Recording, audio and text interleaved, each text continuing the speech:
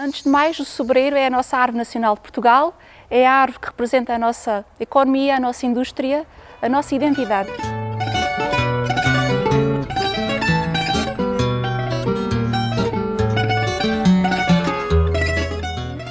Sendo uma árvore autóctone, não precisa de ter cuidados especiais, cresce naturalmente em zonas de solo essencialmente ácido. Temos a nossa Serra Algarvia, o nosso sobreiral Algarvio, temos sobreiros também no Alentejo. O sobreiro está disseminado em todo Portugal continental, especialmente na zona sul e centro. Também temos sobreiros no norte do país.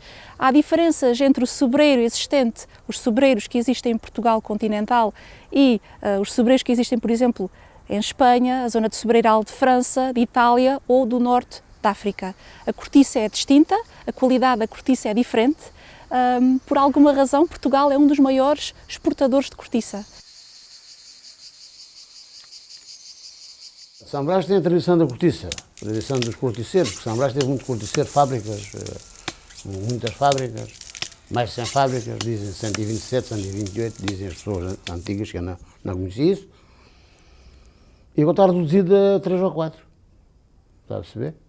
Portanto, São Brás foi uma terra que o principal emprego era a cortiça, onde mais de metade das pessoas ativas trabalhavam na cortiça, a parte masculina principalmente. Não me lembro disso, quando eu fui aprender o meu ofício, meus colegas todos iam para a cortiça ou para servente de parejo. Eu fui aprender o ofício, ganhava 25 tostões por dia. 25 tostões por dia, mas era da manhã à noite, fosse de verão ou de inverno. De inverno não chegava bem às 8 horas, porque não se via bem, não. E de verão era de manhã à noite.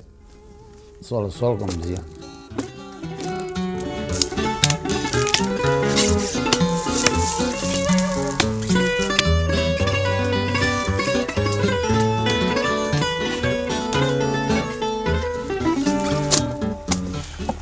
Pois a cortiça é tirada de 10 em 10 anos, pronto, é tirada com machado e com uma máquina e para juntar a cortiça.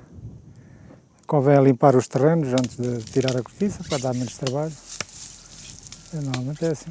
O período de tirar a cortiça é o mês de junho e julho. Normalmente são os meses mais indicados para tirar a cortiça, porque a partir de julho já começa a ser tarde e a cortiça não dá. E antes de junho, em maio é cedo ainda. Portanto é junho e julho, são 2 meses. 2 meses para tirar a cortiça. Se vier em janeiro, fevereiro ou dezembro, não sei. Tem que ser agora no verão. No verão e mais indicado junho e julho.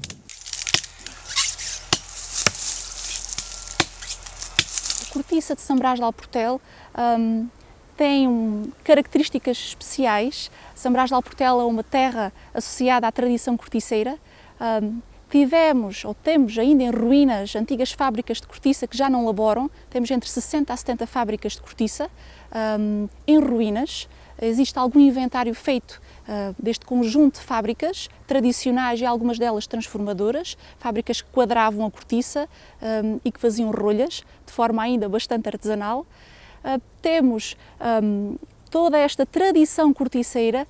Todos nós, residentes no concelho, temos alguma ligação com alguns destes operários corticeiros, ou tiradores de cortiça, ou pessoas que outrora trabalharam a fazer, portanto, a traçar e a facear cortiça na indústria tradicional, ou eventualmente a fazer os quadros ou as rabanadas na indústria mais transformadora para fazer as rolhas. Daí que todos nós temos uma grande tradição, uma grande ligação, algum tio, avô, vizinho, alguém que nós conhecemos outrora, em alguma fase da sua vida, trabalhou nesta indústria ou a tirar cortiça. Sim, a São Brás é das melhores cortiças de Portugal.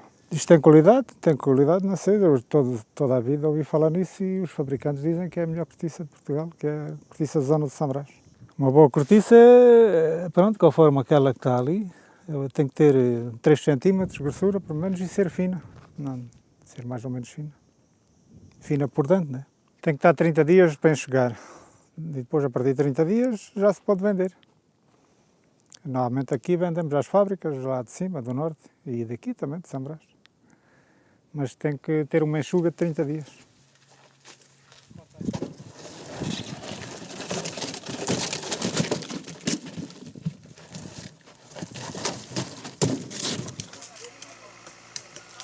Quando realizamos a tiragem da cortiça é necessário ter em atenção que, sendo um trabalho essencialmente manual, não utilizamos ou não é feito o uso da máquina, é necessário sempre ter em atenção o manuseamento do machado. É necessário que a aplicação da força sobre a prancha de cortiça que vai ser tirada tem de ser de forma cuidada e com alguma técnica. A primeira abordagem feita ao sobreiro é sempre uma aplicação das primeiras 2 a 3 machadadas, sempre com a atenção para identificar a espessura da cortiça. Existem já outras técnicas para ver a espessura da cortiça a priori, antes da tiragem. No entanto, muitos tiradores ainda não utilizam algumas dessas técnicas, vão realmente ver a espessura da cortiça a quando da primeira abordagem ao sobreiro. Daí que a experiência dos tiradores é que vai fazer a diferença. Daí que vamos ver, após a primeira aplicação do machado no sobreiro, a sua espessura e realmente qual a força que devemos aplicar para a tiragem. No mínimo, o sobreiro deve ter 25 centímetros, pelo menos, de diâmetro para que seja feita a primeira tiragem da cortiça, ou seja, nunca tiramos a cortiça de um sobreiro muito novinho, muito pequeno, e nunca retiramos totalmente a cortiça a um sobreiro, porque fica desprotegido. Daí que no topo das árvores podemos sempre ver a chamada cortiça virgem, que nunca é retirada dos sobreiros.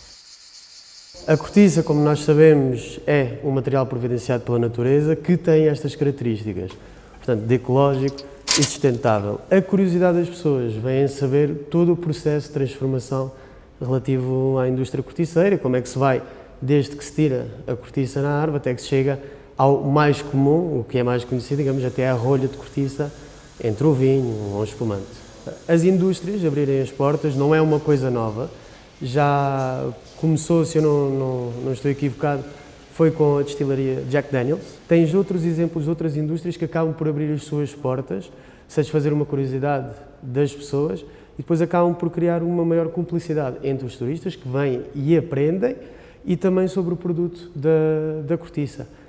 É uma indústria normalmente fechada e sinto-me bastante contente de fazer parte deste projeto, é realmente abrir as portas e permitir a muitas pessoas que não têm conhecimento do que é cortiça, como é que é transformada, virem cá e aprender sobre isso. São Brás de Alportel, em termos turísticos, acaba por beneficiar bastante por ter este produto ex libris, sendo este concelho fortemente ligado à tradição corticeira e tendo ainda, sendo exemplo único no Algarve, várias fábricas de cortiça em plena elaboração, podemos mostrar aos visitantes interessados ainda em conhecer a chamada arqueologia industrial ou património industrial, no aspecto em que nós ainda podemos ter um museu vivo e apresentar ao turista as antigas técnicas de tiragem da cortiça, as antigas técnicas de seleção da cortiça.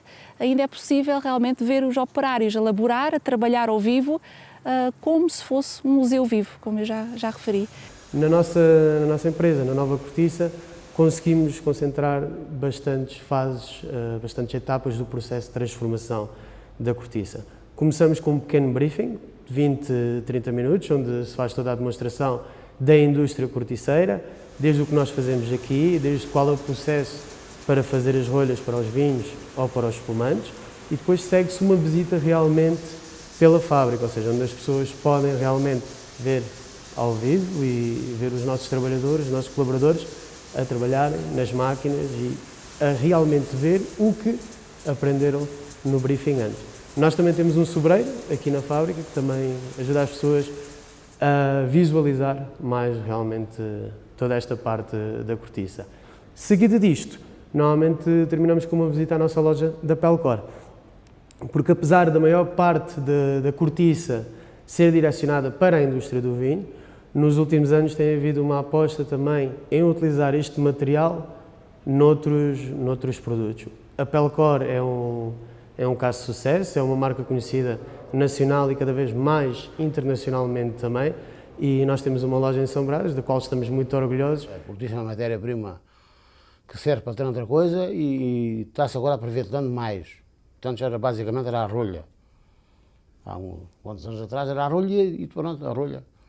Para fazer isolamentos, há muitos anos que fazem isolamentos, rolha e isolamentos, Agora se começou com os triturados de melhor qualidade, para se fazerem peças de certas peças, fazer os tecidos, fazer chão mais bonito, enfim, todo esse tipo de desenvolvimento da tecnologia ajudou também um bocadinho a isso. Hoje em dia a cortiça tem vindo a ser subejamente utilizada já em mobiliário ecológico e também para, numa vertente da moda, para roupa, para sombrinhas, para malas, para sapatos. Enfim, é um produto que pode ser hoje em dia utilizado para vários fins, inclusive chegando às passarelas europeias, podemos já ver a cortiça.